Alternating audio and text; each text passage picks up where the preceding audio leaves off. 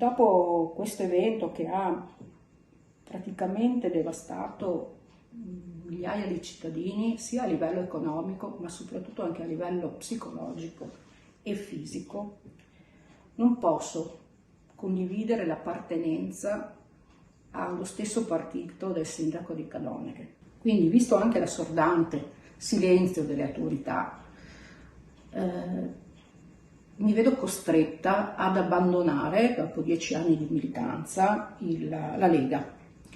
E lo faccio facendo un gesto simbolico, ma altrettanto significativo, che è il taglio della mia tessera di militante.